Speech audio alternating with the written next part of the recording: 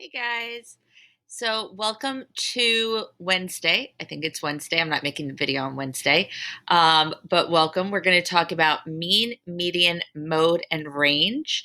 And these are called the measure of central tendency. Okay. So, when they say find a measure of central tendency, they're talking about one of these things. This should also be somewhat of a review from eighth grade or some type of middle grade, six, seven, or eight. So if it's not great, but I'm going through it a little bit faster, thinking that it's a review for most of you guys. So when I look at these dots, right, each dot represents a number in the data set. So for example, I have one dot over the number one. So let's see if I can use these pen. So that means that one is in my data set. I have two twos. I have two dots over the number two. So that means that I have two twos in my data set. And I have one, two, three, four, five threes. So I'm going to write three out five times. All right. One, two, three, four, five. Cool. I see two fours, one five, two sixes, one seven, and one eight. So that's what these dots mean. If there's just one dot above a number, it just means that that number shows up in your set once, right? If it's five, like the number three, if it shows up five times with five dots, then I write that number out five times. Okay, so now let's get to what does it mean to find the mean, right? Another name for mean is average. And I'll just abbreviate it because it's tough to write with this. Okay, so the mean or the average is when you add up all of the numbers and then divide it by however many numbers you added together. So if I wanted to find the mean of this particular data set, I would add up the numbers, and I like doing kind of a shortcut. Like I have one, so that's just one, two, and then another two. Two plus two is four, right? Or I could use a shortcut of multiplication.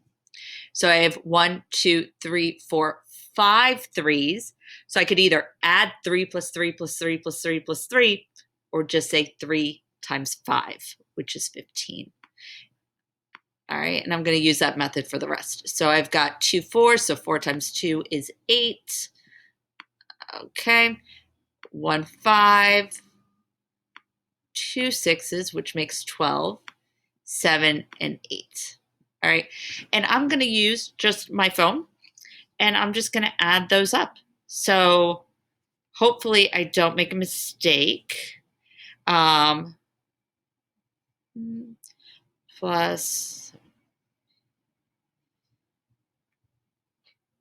okay, so I think I have 5 plus 15 is 20, plus 8 is 28, plus 5 is 33,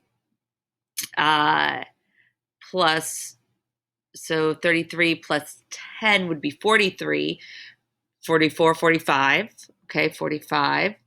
So 52 and so 60. All right, so I think it is 60. So I have 60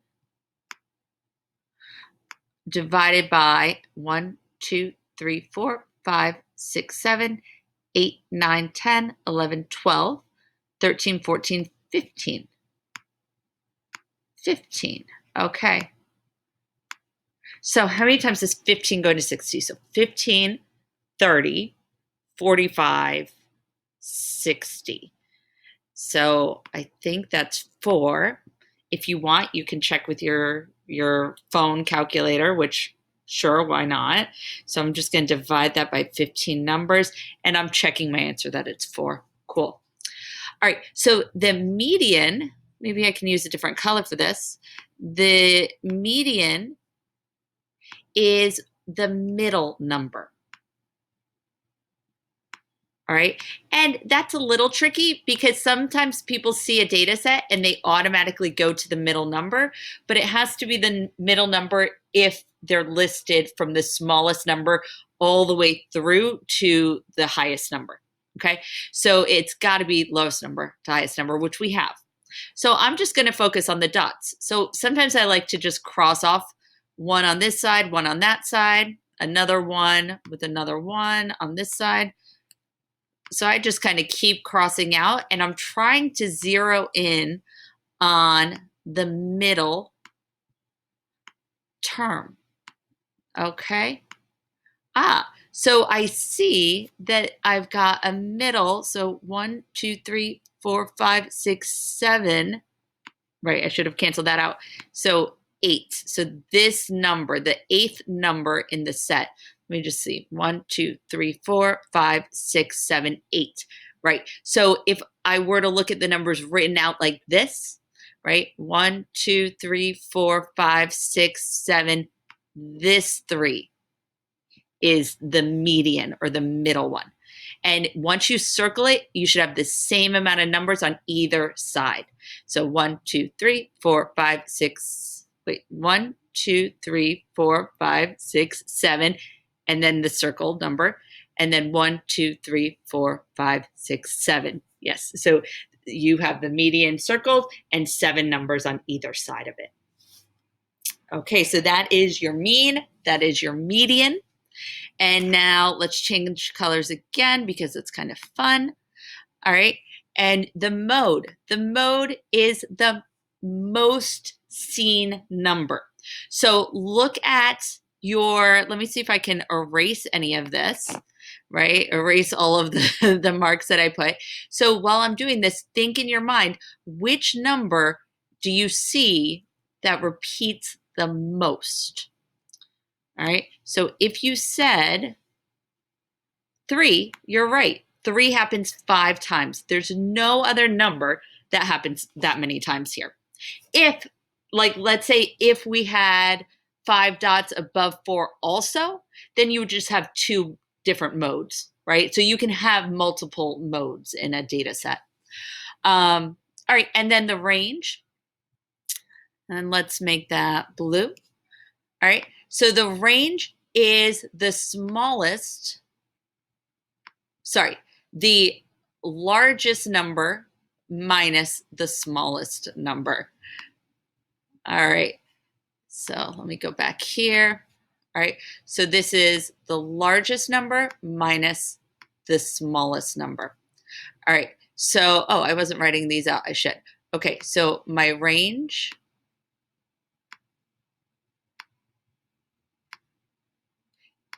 is 8 is my biggest number minus the smallest number here is 1. Okay, so my range would be 7. All right, let me do that for the other ones too. Just write them out. So my mode, we decided was 3 because there's 5 number 3s. Most. Okay, and the middle number, the median, I'm just going to put med because this is, I don't like writing with these, is the median number is 3 because it's the middle term here. Okay, so those are the mean, median, mode, and range for this data set. Now, when I'm going to kind of click off of that. Let's see, how do I get away from...